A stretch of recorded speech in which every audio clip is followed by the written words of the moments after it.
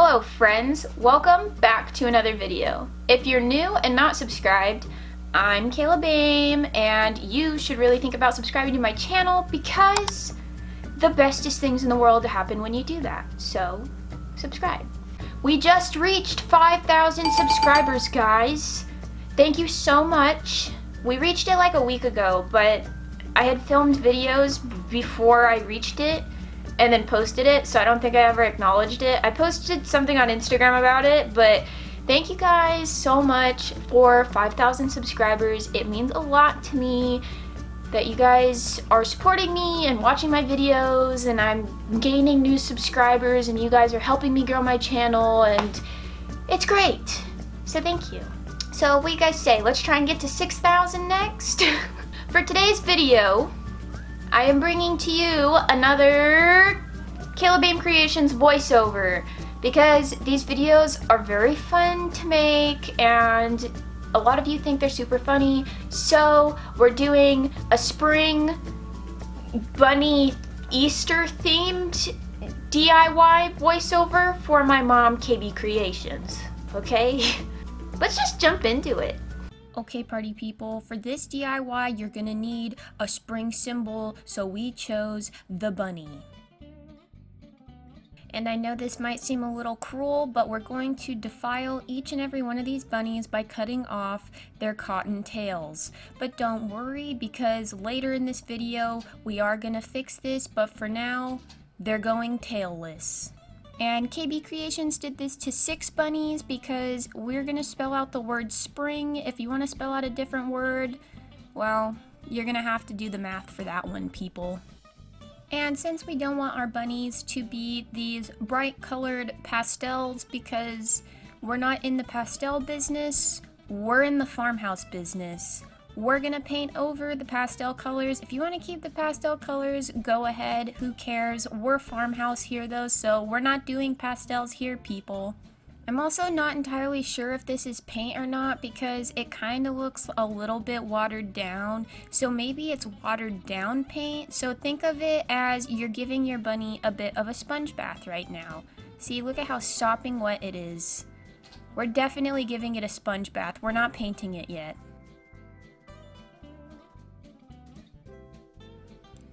And now that is what I call paint. You see the difference in the texture of the sponge bath versus the paint?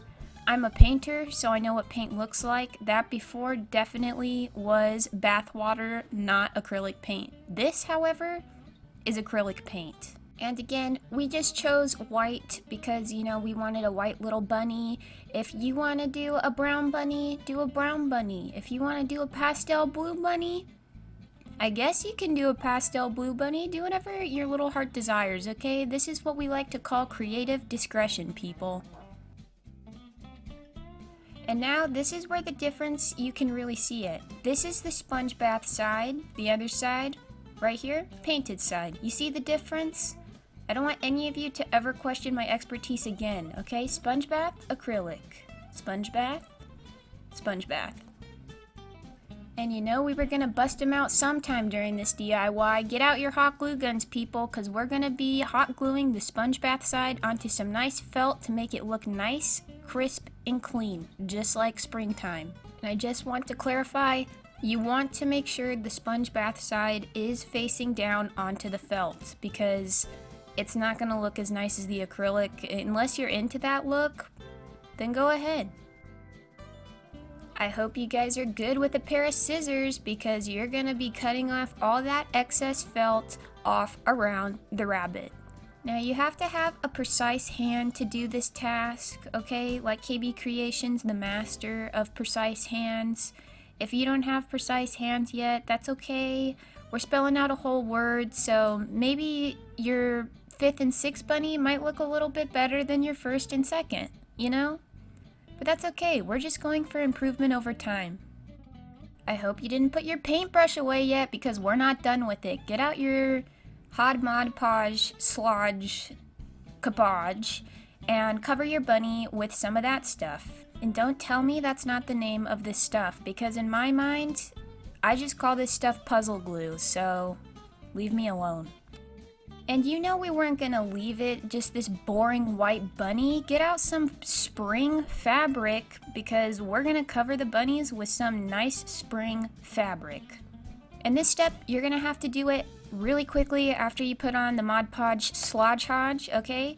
Because we need it to be wet when applying the fabric, and just for extra measure, you're gonna put more of the puzzle glue on top of the fabric because we want this fabric to stick to the bunnies. If it doesn't stick to the bunnies, this whole DIY is ruined. So make sure you put enough Mod Podge Slodge onto the bunnies. And now that we have our completed bunnies with all sorts of different fabric, oh wow, so many spring fabrics in this pile, they look great, okay? You gotta bust out those precise hands again, okay? I know we already did precise hands with the felt, but we have to do it again with the fabric. This time, you need to use an X-Acto cutter razor knife because if you use scissors for this part, you're gonna end up what do they call it? Fraying the fabric. See, I'm a professional DIYer. You fray the fabric, okay? And it's not gonna look like a professional KB Creations DIY. So, we gotta use our X-Acto razor knife here, and then the fabric will come nice and clean, not frayed. Hello, I'm KAYLA BAME Creations, taking over for good now. Bet you guys weren't expecting that one, huh? And the painting is still not over yet. So now we're gonna get a small paintbrush and we're gonna do little stitching here. Nice little stitching. We don't know exactly what the size of the stitching is. That's still to be determined. I'll question KB about it later. But for now, just do whatever size you feel is right. If you really want to go above and beyond, get out your ruler and make sure every stitch is the same size.